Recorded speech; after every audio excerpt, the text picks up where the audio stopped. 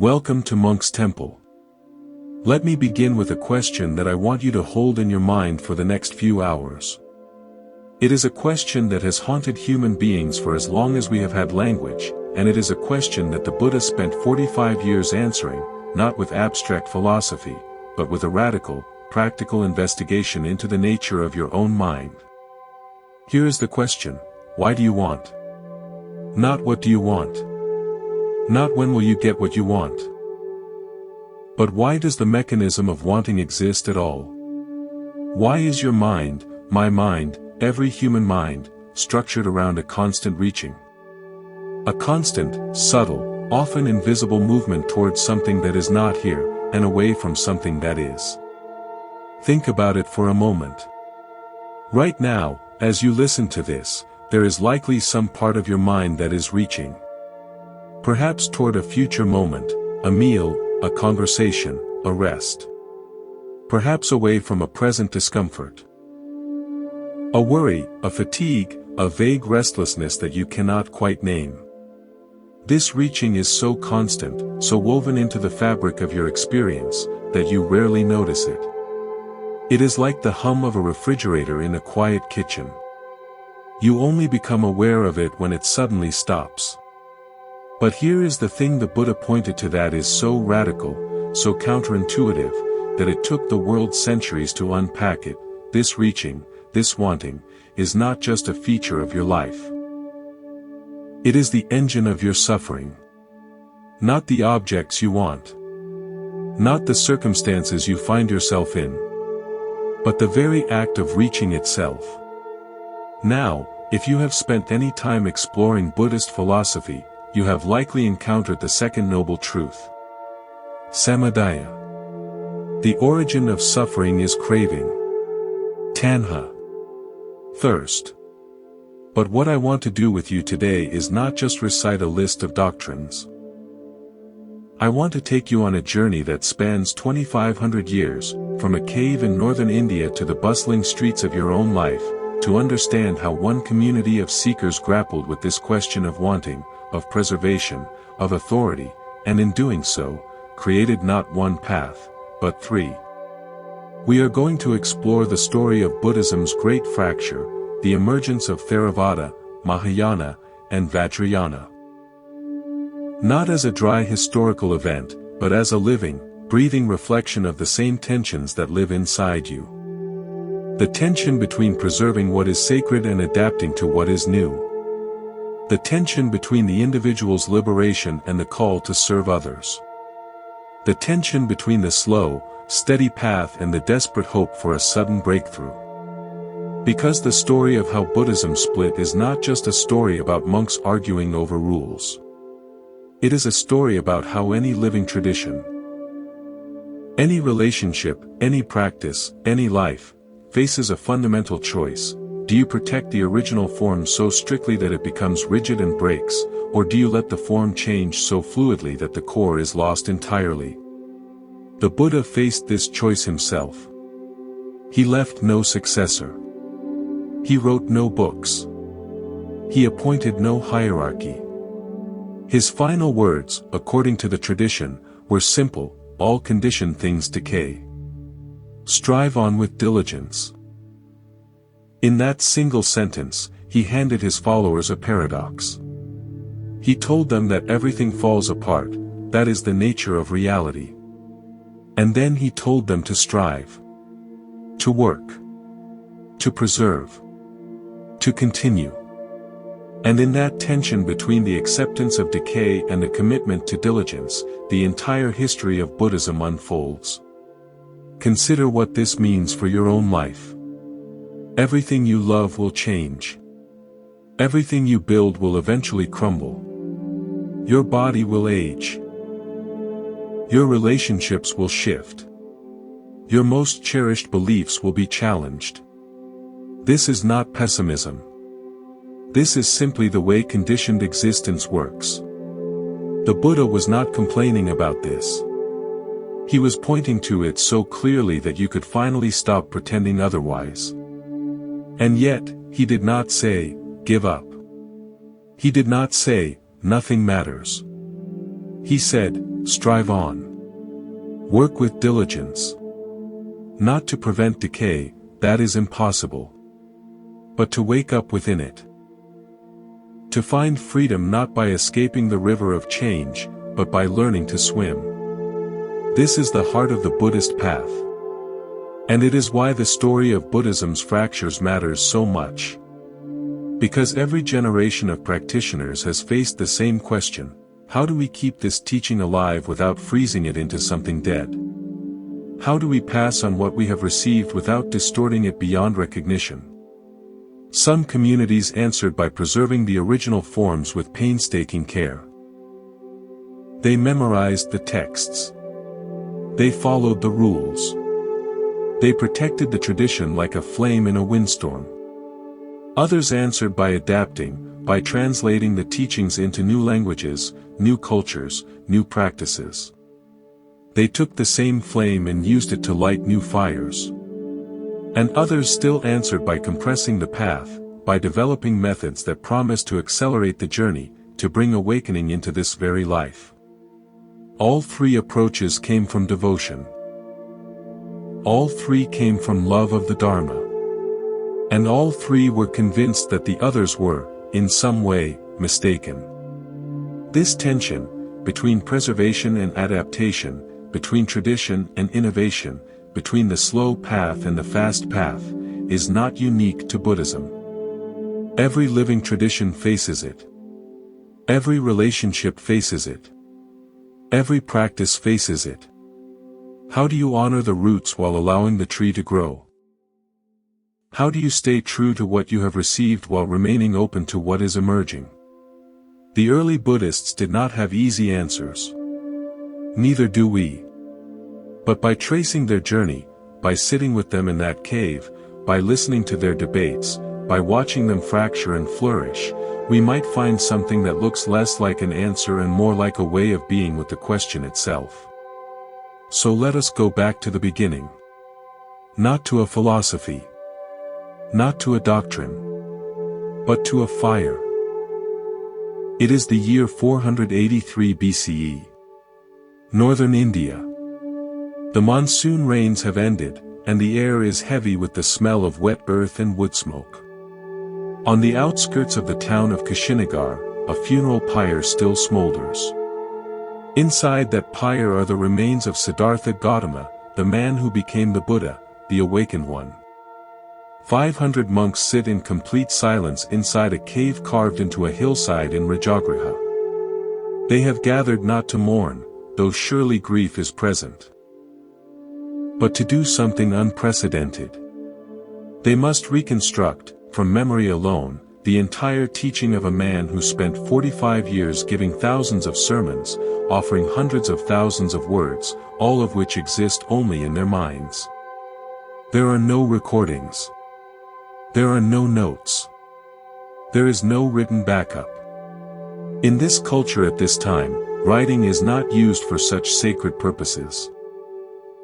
The teachings have been preserved through oral recitation, through memorization, through the communal verification of what one monk heard from the Buddha's own lips. Each monk carries fragments of the whole. Together, they hope to assemble something that resembles the full Dharma. Imagine the weight of that task. One monk stands and begins with the traditional formula, Eva me suttam. Thus have I heard. And then he recites. And 500 monks listen, not just with their ears, but with their memories, checking, verifying, debating. If one monk remembers a teaching differently, the entire assembly stops. They discuss. They compare. They cross-reference with what they heard the Buddha say on other occasions, in other villages, to other audiences. We do not have a transcript of what happened in that cave. Historians debate the exact details. The earliest accounts were written down centuries later, filtered through generations of oral transmission. But even through the layers of tradition, we can see the problem they faced. The moment one monk's memory differed from another's, they had not just a crisis of doctrine. They had a crisis of authority. Who decides what the Buddha actually said? Who has the right to say, your memory is wrong, mine is right? This gathering comes to be known as the First Buddhist Council.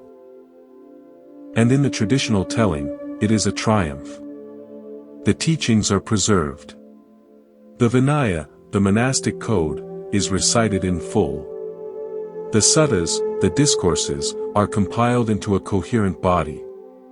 The Sangha, the community of monks, emerges unified. Mahakassapa, the senior disciple who leads the council, declares with finality, what has been recited together is the Dharma. What has not been recited together is not the Dharma. It sounds so clean, so definitive. But even within this moment of unity, there are cracks. And those cracks are revealed in something that happened the night before the council even began. According to the traditional account, Ananda, the Buddha's personal attendant for 25 years, is not yet an arahant. He has not achieved full liberation. And the council is restricted to arahants only. Ananda, the man who heard more of the Buddha's teachings than anyone alive, is nearly excluded. He meditates through the entire night, striving with everything he has. The accounts say he walked back and forth, working with his mind, refusing to rest. At dawn, just as the council is about to begin, he achieves awakening. He is admitted. The crisis is averted. But then something remarkable happens. The other monks publicly criticize him. They list his faults before the assembly. First, they say, he convinced the Buddha to allow women to enter the Sangha as nuns. Many monks see this as compromising the purity of the order, as introducing a new source of distraction and potential conflict. Second, when the Buddha said that minor rules of the Vinaya could be modified after his death, Ananda did not ask which rules. This oversight will become critical in the coming decades. Third, when the Buddha hinted that he could extend his life using his spiritual powers, Ananda missed the signal. He did not ask the Buddha to stay. The implication hangs in the air.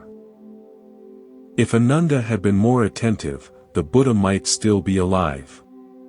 Consider what this reveals. The man who remembered more of the Buddha's words than anyone else is put on trial for helping women become monastics. The man who preserved the teachings is nearly excluded from the council that formalizes those teachings. The first council is not simply about preservation. It is about power. It is about who has the authority to define what Buddhism means. And that authority, in this moment, rests with the senior monks who had practiced longest, who had achieved the highest realization, who believed they knew best how to protect the tradition. After months of recitation, the 500 monks reach consensus. The teachings are preserved. Buddhism has survived its founder's death. The Sangha remains relatively unified, at least in the traditional telling.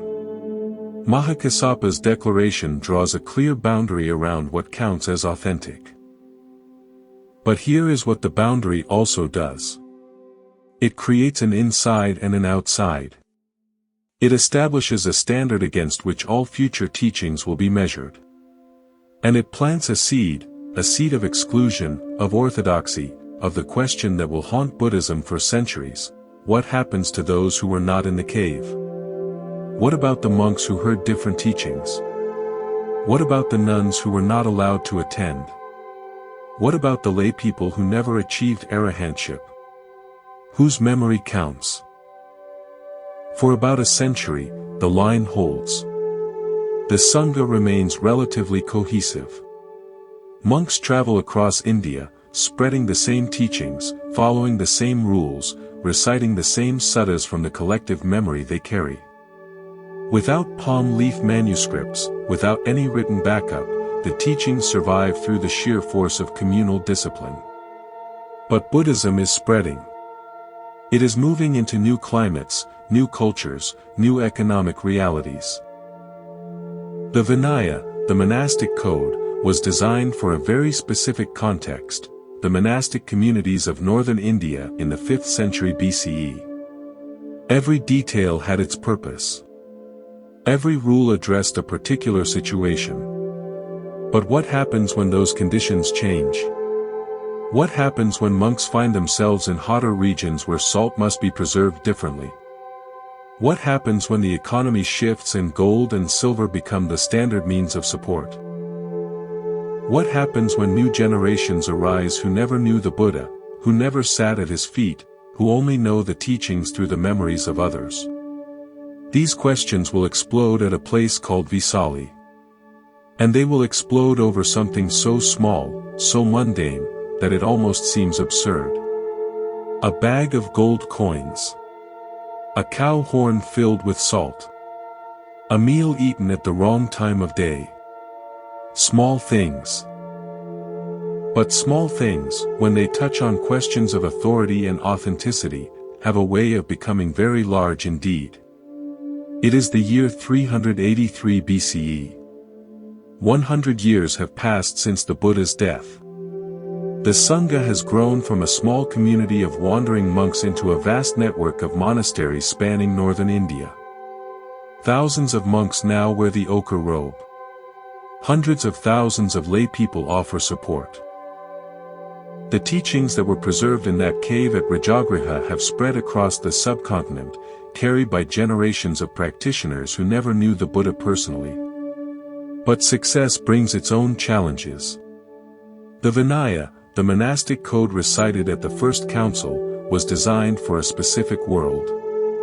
It assumed a certain climate, a certain economy, a certain way of life. Now Buddhism has entered new territories, new cultures, new circumstances. And the monks living in these new places face a question the early community never anticipated: what do you do when the rules no longer fit the reality? Nowhere is this question more pressing than in the city of Vesali. Vesali is a prosperous trading center in eastern India, a place of wealth and commerce. The monks who live here, known as the Vajrayana monks, have adapted their practice to the local conditions. They store salt in horns to preserve it through the hot, humid summers. They adjust the timing of their noon meal to accommodate the rhythms of a different climate. And when wealthy merchants offer gold and silver as donations, they accept it, reasoning that refusing would alienate the very people who keep the Sangha alive. These practices seem reasonable to the Vajrayana monks. They are not abandoning the Vinaya. They are applying it with wisdom to new circumstances. The Buddha himself, they note, constantly adapted his teaching to his audience. He gave different instructions to different people. He emphasized skillful means, the ability to apply the Dharma appropriately to the situation at hand. But not everyone sees it this way. A senior monk named Yasa travels to Vesali from the western regions.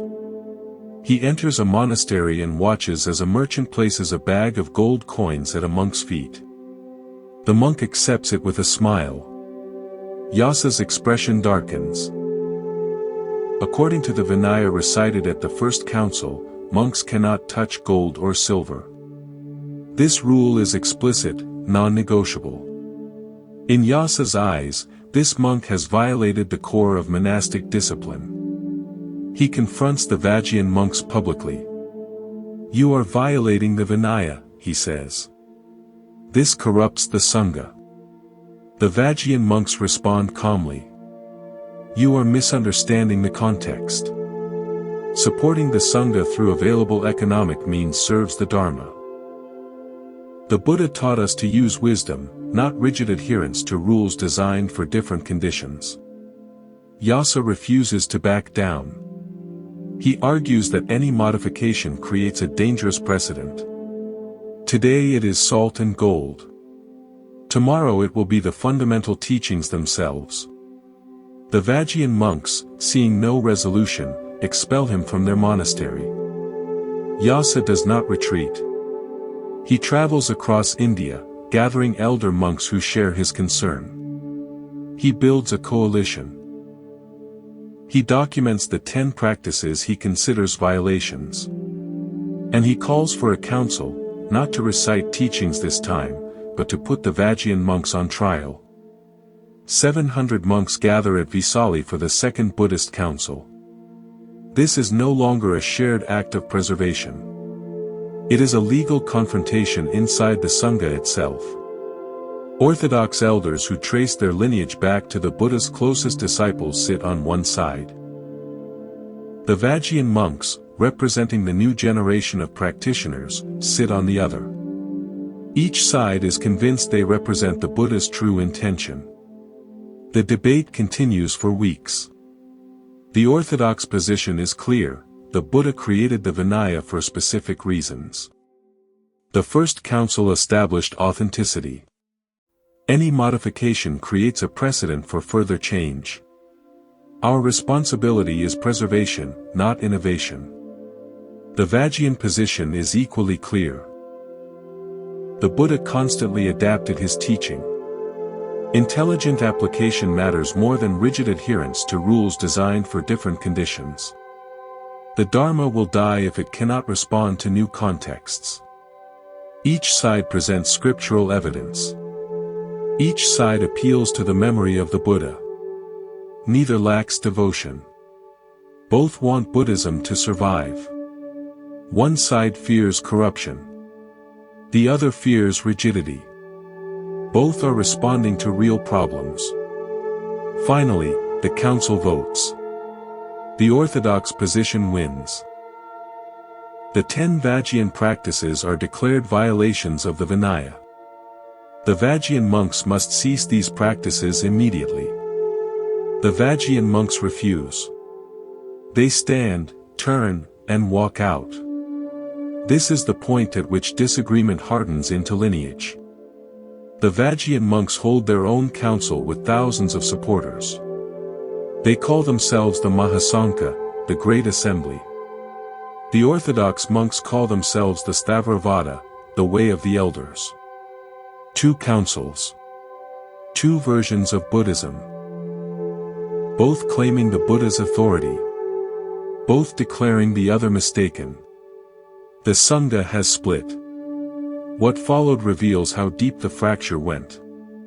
The 2 groups established separate monasteries. They developed separate ordination lineages. They competed for royal patronage. Within 200 years, Buddhism would splinter into many more schools, what historians later call the Nikaya traditions. 18 separate lineages, each with slightly different interpretations, each claiming authenticity. 100 years after the Buddha died trying to free people from attachment, his followers fractured into competing traditions. Over salt. Over gold. Over the timing of a meal. But the fracture was just beginning. Because 500 years later, something even more radical would emerge, something that would ask not only who may bend the rules, but who may speak in the Buddha's voice. It is now around 100 CE. Nearly 500 years have passed since the Buddha's death. The small monastic community that once gathered in a cave at Rajagriha has grown into a vast religious civilization spanning the Indian subcontinent. Empires have risen and fallen. Kings have built monasteries. Merchants have sponsored pilgrimages. The Sangha has become wealthy, established, deeply embedded in the social and political fabric of India. And now, new scriptures begin to circulate. They appear first in Sanskrit, the scholarly language of the elite, and then spread across Asia in translation. The Ashtasahasrika Prajnaparamita. The Lotus Sutra. The Heart Sutra. Thousands of pages of new text, claiming to reveal teachings the Buddha had kept hidden for centuries. The claims these texts make are startling. They say that the Buddha taught deeper truths to advanced disciples, profound insights concealed because ordinary practitioners were not ready. After centuries of practice, humanity was now prepared to receive the fuller Dharma. These scriptures, they say, are not innovations. They are the completion of what the Buddha began. The teachings within these texts are revolutionary. First, there is the Bodhisattva ideal. The practitioner who vows to work for the liberation of all beings rather than seeking only personal awakening. The Bodhisattva refuses private peace, choosing instead to remain engaged with the suffering world until every being is free. This shifts the center of gravity from individual liberation to universal compassion. Second, there is shunyata, emptiness. Not nothingness, but the radical interdependence of all phenomena. The famous line from the Heart Sutra captures it: form is emptiness, emptiness is form. Nothing exists independently. Everything arises in relation to everything else. This includes the self. The self that seems so solid, so central, is itself empty of inherent existence. Third, there is Buddha nature. The claim that all beings already possess the potential for awakening. It is not something to be achieved from outside, something to be earned through effort. It is something to be recognized within, something already present, waiting to be uncovered. And fourth, a vast cosmology opens up. The Buddha is no longer simply a historical figure who lived and died in northern India. He is a cosmic principle, manifesting in countless forms across countless worlds. There are Buddhas in every direction, teaching beings in ways appropriate to their needs. The universe becomes a field of awakening, saturated with compassion. Communities embracing these texts call their movement the Mahayana, the Great Vehicle. They claim that earlier traditions, while valid, represent a smaller vehicle, a path that leads to individual liberation but stops short of the full expression of compassion and wisdom. The response from traditional communities is immediate and sharp. These texts appeared centuries after the Buddha's death. There is no verified chain of oral transmission. No authentication through the councils. They contradict core teachings about the nature of awakening and the path. The Arahant ideal, individual liberation, is the Buddha's verified teaching. These new scriptures are innovations, perhaps well-meaning, but innovations nonetheless. They call them counterfeit dharma. The Mahayana communities counter. The Buddha taught differently to different audiences, they say. This is documented in the earlier canon itself. Some teachings were for beginners, some for advanced practitioners. These scriptures were preserved through separate transmission lineages, or revealed through meditative realization by advanced masters. And practically speaking, these teachings produce realization. People achieve awakening through them. That, they argue, demonstrates authenticity. Neither side convinces the other. By the 5th century CE, what had been one Sangha is now two distinct forms of Buddhism with fundamentally different canons. Same founder. Same ultimate goal. Radically different understandings of what the Buddha taught and how to follow his path. But something else is happening as well. The Mahayana is spreading. It moves north and east, carried by merchants and monks along the Silk Road. It enters China, where it will transform itself into forms like Pure Land in Chan. What the Japanese would later call Zen. It enters Korea and Japan and Vietnam. It becomes the dominant form of Buddhism in East Asia, adapting to each culture it touches. And in the process, it develops new practices. Not just meditation and ethical conduct, but devotion to celestial Buddhas like Amitabha, who promises rebirth in a pure land where awakening is assured.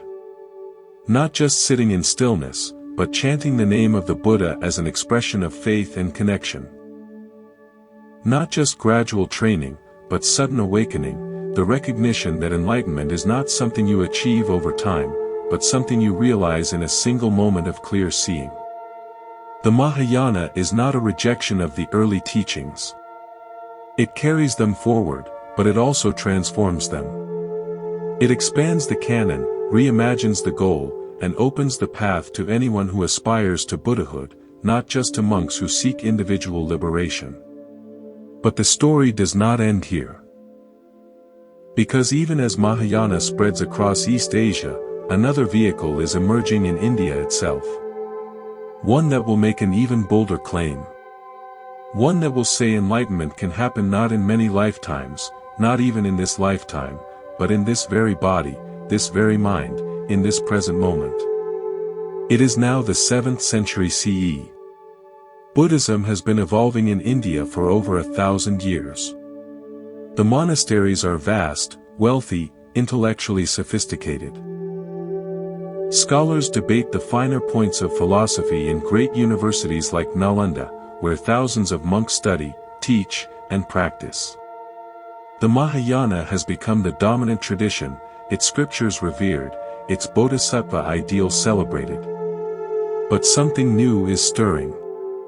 In the forests, in the caves, in the cremation grounds at the edges of cities, a different kind of practitioner is emerging. They are not interested in scholarly debate. They are not content with gradual progress over many lifetimes. They want liberation now. And they are developing methods that promise exactly that. These practitioners call their path Vajrayana, the diamond vehicle. The Vajra is a symbol of indestructible clarity, of the unshakable wisdom that cuts through all illusion. The name suggests something that cannot be broken, something that goes directly to the heart. The methods of Vajrayana are unlike anything that came before. There are visualizations where the practitioner imagines themselves as a Buddha, adorned with radiant light, seated on a lotus, embodying the very qualities they seek to realize. There are mantras, sacred sounds recited thousands of times to focus the mind and invoke awakened energies. There are rituals, gestures, sacred substances, all designed to accelerate the path. And at the center of it all is the guru. The teacher who transmits these methods directly from mind to mind, who holds the lineage, who can point the student to their own awakened nature in a way no text can. The claim Vajrayana makes is breathtaking: enlightenment can happen in a single lifetime. Not over countless eons. Not even over many years of gradual practice. But in this very body, this very life, through the skillful application of these tantric methods. How is this possible? The Vajrayana answer is that the problem is not that we are far from awakening. The problem is that we do not recognize what is already here. The mind, in its true nature, is already awake. The Buddha did not become something he was not. He recognized what he had always been. And if that recognition can be triggered directly, if the right methods can cut through the layers of confusion in an instant, then why wait?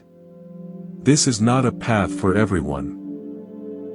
The traditional teachings say that tantric practice requires a strong foundation. One must have mastered the foundational teachings of Theravada and Mahayana first. One must have developed ethical conduct, compassion, and a genuine understanding of emptiness. Without that foundation, tantric methods can be dangerous. They work with powerful energies, desire, anger, confusion, not by suppressing them, but by transforming them. If you try to transform energy you cannot yet hold, you risk being overwhelmed. But for those who are ready, Vajrayana offers a radical shortcut. It says that every aspect of life, every emotion, every experience, every moment, can be used as fuel for awakening. There is no need to reject the world. There is no need to wait for another lifetime. The path is here, now, in whatever you are experiencing. Consider what this means. The desire that usually drives you into suffering.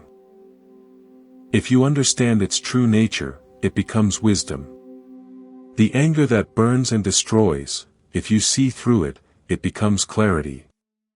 The confusion that keeps you lost, if you look directly at it, it becomes the open space of awareness.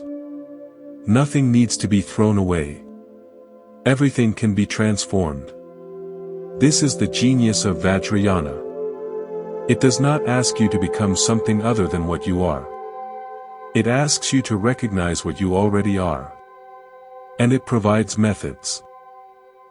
Powerful, direct, sometimes shocking methods, to bring about that recognition. Vajrayana spreads from India into the Himalayas. It finds its fullest expression in Tibet, where it becomes the dominant form of Buddhism.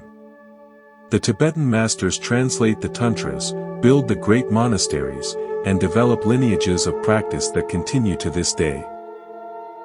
Even when Buddhism largely vanishes from India in the 12th to 14th centuries, Vajrayana survives in Tibet, preserved through centuries of political upheaval, carried by practitioners who never lost faith in the possibility of awakening in this very life. Now we have all three vehicles. Theravada, preserving the earliest teachings, emphasizing gradual training and individual liberation. Mahayana, expanding the canon, elevating the Bodhisattva ideal, carrying Buddhism across East Asia. Vajrayana, compressing the path, using tantric methods to transform experience directly, claiming enlightenment in a single lifetime. Three vehicles. Same founder. Same ultimate goal. Radically different understandings of what the Buddha taught and how to follow his path. And here is the question that emerges from this history: which one is right? Theravada says the Mahayana Sutras are not the Buddha's actual words. Mahayana says Theravada is a preliminary teaching that misses the fuller realization. Vajrayana says both are slower approaches, valuable but not the most direct path. These disagreements are real. They have been argued for over 1,000 years. But here is what is also true: all three traditions kept Buddhism alive. When Buddhism vanished from India, Theravada had already established itself in Sri Lanka and Southeast Asia. Mahayana had already taken root across East Asia, transforming into Zen, Pure Land, and other forms. Vajrayana had already found its home in Tibet and the Himalayas. The diversity that the early councils tried to prevent is what saved Buddhism from extinction. We have traveled a long way together. From a cave at Rajagriha where 500 monks gathered to preserve a lifetime of teachings from memory, to Vesali, where a dispute over salt and gold split the Sangha, to the emergence of Mahayana, with its bodhisattva ideal and vast new scriptures, to the tantric methods of Vajrayana, promising awakening in a single lifetime. Three vehicles. One Buddha. 2,500 years of history. What does this story mean? Is it a story of failure? A tradition that fractured again and again, producing competing versions of its own founder's teaching? Or is it something else? It is a story about what it takes for a living thing to survive. Buddhism survived the death of its founder. It survived centuries of political change, the rise and fall of empires, the transformation of cultures. It spread from a small region in northern India to the entire continent of Asia, and then to the whole world. And it survived because it was able to change. The monks at the first council thought preserving meant creating uniformity. Everyone following identical rules. Everyone reciting identical texts. For about a century, that worked. Then new contexts arrived. Different climates. Different economies. Different cultures. And the preserved form could not accommodate them without either adaptation or fracture. The Second Council tried to enforce uniformity. It failed. And that failure created space for Buddhism to grow in new directions. The Mahasangha carried the seeds of what would become Mahayana.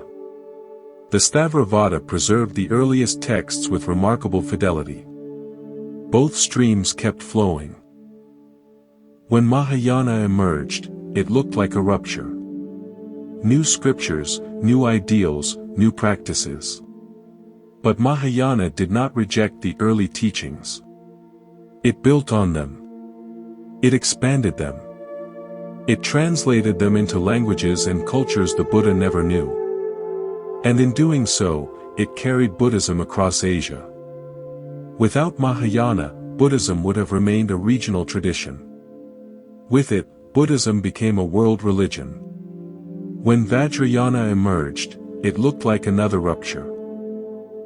Tantric methods, guru devotion, the claim of enlightenment in a single lifetime. But Vajrayana did not reject what came before. It required the foundation of Theravada and Mahayana as prerequisites. And when Buddhism vanished from India, Vajrayana survived in Tibet, carrying the Dharma through centuries of change.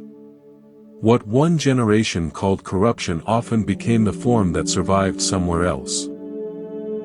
What one council declared a violation became the skillful means that helped another culture receive the teachings. The diversity that the early monks tried to prevent is what saved Buddhism from extinction. Now, here is what this means for you. You face the same tension. Between preservation and adaptation. Between holding on and letting go. Between honoring what you have received and being open to what is emerging. Look at your own life. The practices you hold dear. The beliefs that anchor you. At some point, you have faced the question, do I protect this form so strictly that it becomes rigid, or do I let it change so fluidly that I risk losing the core? There is no easy answer. The monks at Vesali could not find one. The Mahayana communities could not find one. The Vajrayana masters could not find one. But here is what they discovered: the Dharma is not a thing to be preserved. It is a living stream. And a living stream cannot be frozen. It must flow. It must adapt to the terrain it encounters. It must sometimes split into multiple channels, only to rejoin downstream.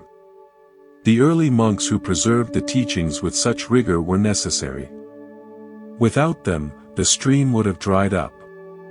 But the monks who adapted, who reinterpreted, who created new forms, were also necessary. Without them, the stream would have stagnated. The Buddha's final words were, "All conditioned things decay. Strive on with diligence." He did not say, "Preserve my teachings exactly as I gave them." He said, "Everything falls apart.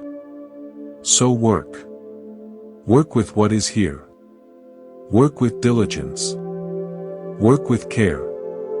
That work has taken many forms. Theravada monks preserving the Pali Canon on palm leaves. Chinese pilgrims crossing deserts to bring new scriptures home. Tibetan lamas hiding texts in caves. Zen masters sitting in silence. And today, it takes the form of you. The stream has reached you. Which path should you take? That is not a question anyone can answer for you. Some people need the clarity of Theravada. Some need the compassion of Mahayana. Some need the direct methods of Vajrayana. But the real question is not which boat to take. It is, are you willing to get in the boat? Are you willing to let go of the shore? Are you willing to be carried by the river? The river is flowing. It has been flowing for 2,500 years. Through caves and monasteries, through mountains and forests, through fracture and renewal. And now it flows through your life. Through your wanting. Through your suffering. Through your quiet moments of awareness. Everything falls apart. That is the nature of the world. But the striving, the diligence, the practice of waking up, moment after moment, that is what connects you to the river. That is what carries you across. Strive. Not because you will achieve something in the future, but because striving itself is the expression of your awakened nature. You are already part of the flow. The only question is whether you are willing to feel it. Thank you for spending this time at Monk's Temple. In our coming videos, we will explore each of these paths in depth. But for now, sit with this. Feel the wanting. Feel the reaching. Feel the flow beneath it all. Until next time, may you be peaceful. May you be free. May you strive on with diligence. We have traced the arc of a tradition across 2,500 years. We have sat with monks in caves, watched disputes unfold in crowded halls, witnessed the emergence of vast new scriptures and radical new methods. We have seen how one teaching became three vehicles, how fracture gave way to flourishing, how the very tensions that threatened to destroy Buddhism became the source of its survival. But now, with the history behind us, we must come back to where we began. Back to the question that opened our journey: why do you want? Not what do you want? Not when will you get it? But why does the mechanism of wanting exist at all? And what happens when you begin to see it clearly? The Buddha's great discovery was not a doctrine to believe. It was a way of seeing. He looked at the human mind, his own mind, the minds of those around him, and he saw a pattern. The pattern is simple, though not easy to see. It is this. We reach for what is pleasant and push away what is unpleasant. Constantly. Automatically. Almost without exception. And this reaching, this pushing, this constant movement, this is what keeps us bound. Think about your own experience. How many times today have you reached for something? A thought that felt good. A memory that comforted you. A plan for the future that promised relief. How many times have you pushed something away? A worry that felt too heavy. A sensation in the body that was uncomfortable. A person whose presence irritated you. This reaching and pushing is so constant, so woven into the fabric of your experience, that you rarely notice it.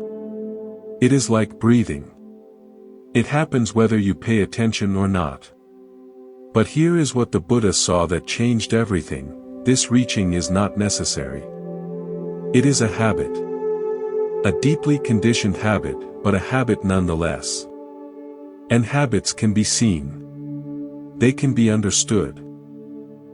And when they are seen clearly enough, they begin to loosen their grip. The early monks understood this. They sat in forests and caves, watching their minds with relentless attention. They saw how craving arose, how it gripped, how it released, if only for a moment, before grasping again. They developed methods to steady the mind, to see through the illusions that craving creates. This is Theravada's gift, the careful, patient, systematic investigation of the mind as it actually is. Not as we wish it to be. Not as we fear it to be. But as it is, in this moment, with all its wanting and its pushing and its restless searching. The Mahayana practitioners saw something else. They saw that this craving is not just a personal problem. It is woven into the fabric of a world where beings are separated from each other, grasping at what they cannot hold, suffering from the illusion of isolation. When you reach for something, you are not just reaching for yourself. You are participating in a pattern that binds all beings. And when you release your grasp, you are not just freeing yourself. You are loosening the grip of suffering for everyone. And so they asked, what if liberation is not about escaping this world, but about transforming it?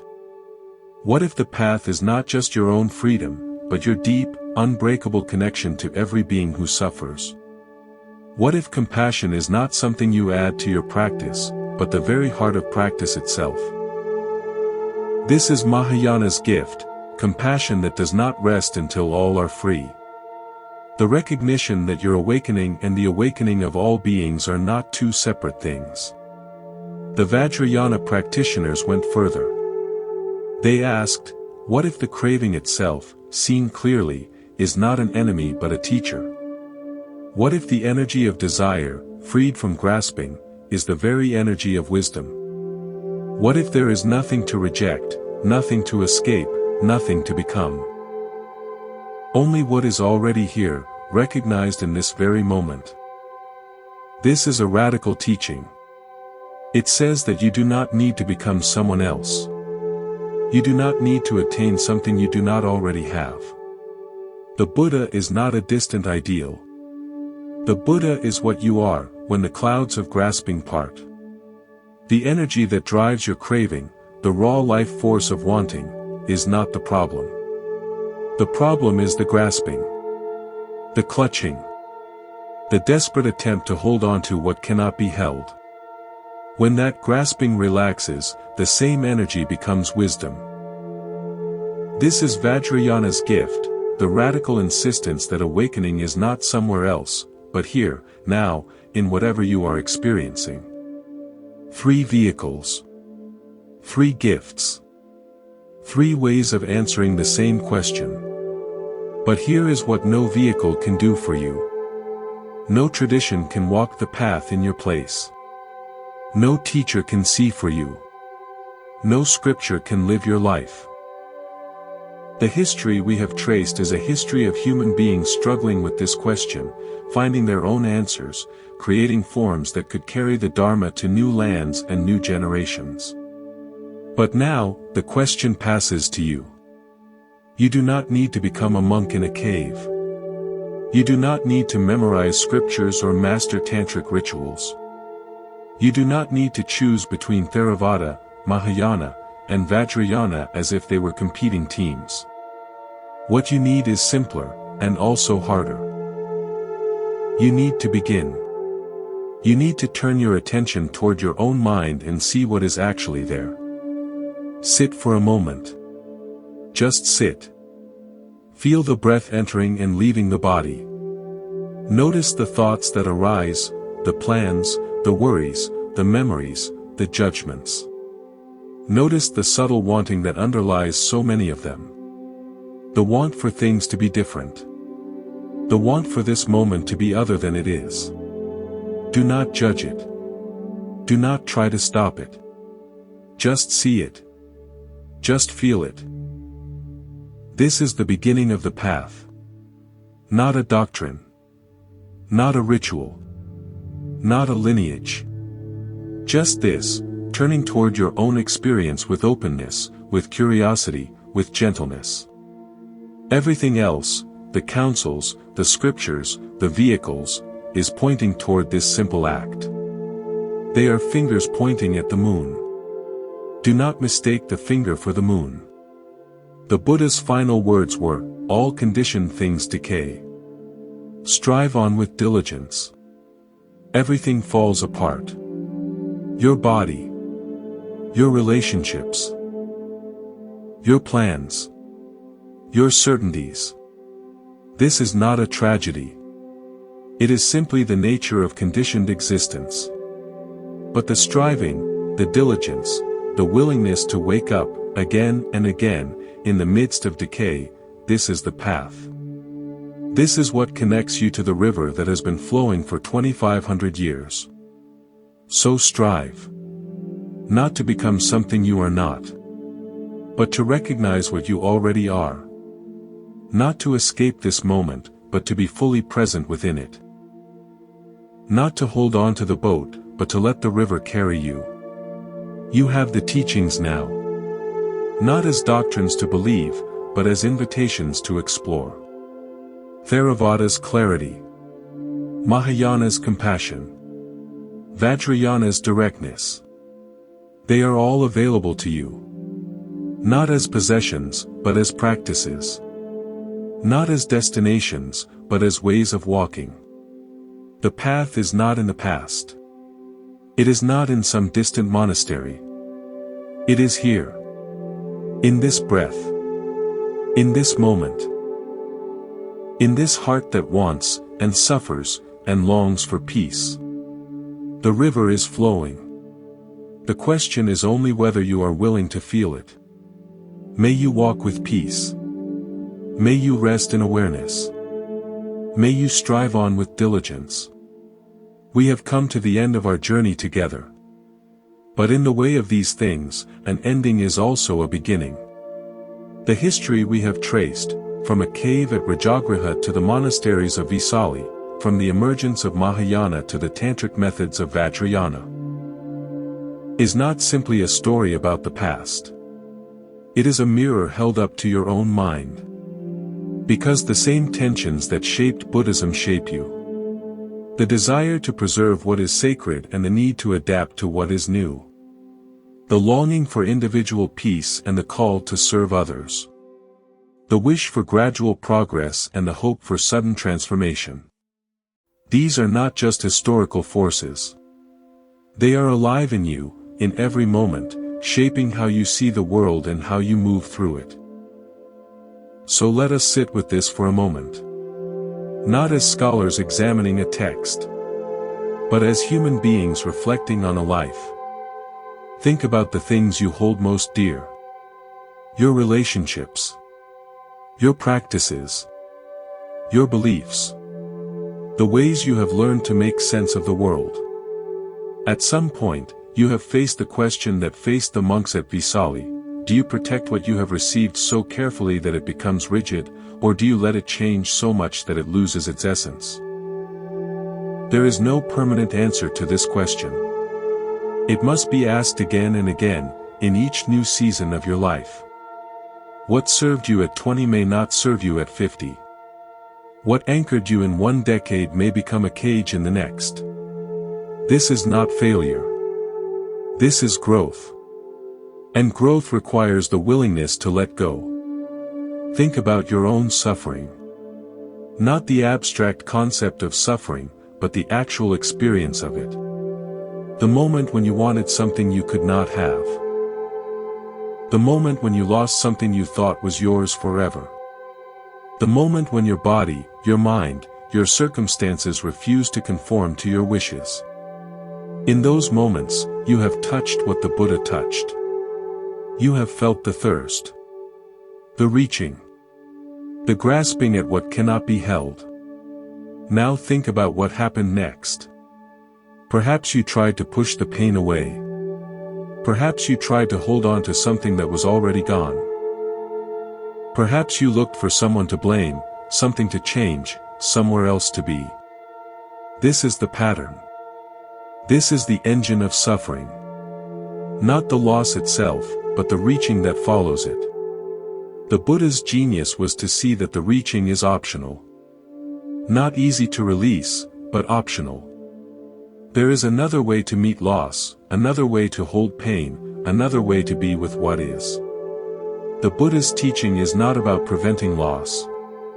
Loss is woven into the fabric of existence. What arises must pass away. What is born will die. What is built will crumble. This is not pessimism. It is simply the nature of conditioned things. The Buddha's teaching is about what happens after loss. About whether you meet it with grasping or with awareness. Whether you add the suffering of resistance to the pain of change. This is where the three vehicles become more than history. They become invitations. They become living paths that you can walk, not as a monk in ancient India, but as a human being in your own life, with your own joys and sorrows, your own questions and longings. Theravada invites you to sit. To watch. To see the pattern of grasping so clearly that you no longer need to follow it. To develop the steady attention that can hold pain without running from it, hold pleasure without clinging to it. This is not a rejection of life. It is a way of being fully alive, without the constant commentary of wanting. Theravada asks nothing of you except your attention. Just this, the willingness to sit with what is, without needing it to be different. This simple act, repeated, becomes the foundation of freedom.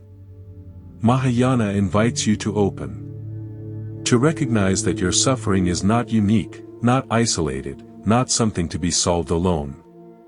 Every being grasps. Every being suffers.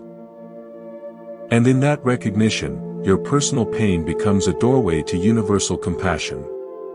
Not to dissolve your own suffering, but to hold it alongside the suffering of others, and to let that shared experience become the ground for love. Mahayana asks you to look beyond the boundaries of your own skin, to see that your liberation is bound up with the liberation of all beings. This is not a burden. It is a relief. You are not alone in your struggle. You never were. Vajrayana invites you to transform. To look directly at the wanting itself and see that it is not your enemy. The energy that drives craving, when freed from grasping, is the energy of wisdom. The heat of anger, when not suppressed or expressed, becomes clarity. The confusion that clouds the mind, when seen clearly, becomes open awareness. Nothing needs to be thrown away. Everything can be recognized as already awake. Vajrayana asks you to trust that what you are seeking is not somewhere else. It is here, hidden in plain sight, in the very experiences you have been trying to escape. Which of these speaks to you? There is no right answer. There is only the honest question, what do you need right now? Perhaps you need the steady ground of Theravada's attention. Perhaps you need the wide heart of Mahayana's compassion. Perhaps you need the direct fire of Vajrayana's transformation. Or perhaps you need all of them, at different times, in different seasons of your life. One morning you may need to simply sit and breathe. Another day you may need to open your heart to someone who is suffering. Another moment you may need to look directly at your own desire and see it for what it is. These are not competing paths. They are different doors into the same room. The monks in that cave at Rajagriha could not have imagined how their work would unfold. They thought they were preserving a single teaching. But they were planting seeds that would grow into forests. The same is true for you. The small choices you make today, the moments of attention, the acts of kindness, the willingness to sit with what is uncomfortable, these are seeds. You cannot see what they will become. But you can trust that they matter. You can trust that the river that has been flowing for 2,500 years will carry what you offer, just as it has carried the offerings of countless beings before you. The Buddha's final words were, all conditioned things decay. Strive on with diligence. Everything falls apart. And yet, we strive. Not because striving will prevent decay. It will not. But because striving itself is the expression of what is deepest in us. The willingness to wake up, again and again, in the midst of a world that never stops changing. The courage to meet each moment as it is, without running, without grasping, without pretending. The faith that there is something worth striving for, even when you cannot name it, even when you cannot see where the path is leading. This is the path. Not a destination. Not a doctrine. Just this, showing up, paying attention, and letting the river carry you home. Home to your own heart. Home to this moment. Home to the awareness that has been here all along, waiting for you to notice. Thank you for walking this path with me at Monk's Temple. May your practice be steady. May your heart be open. And may you strive on with diligence, all the way home.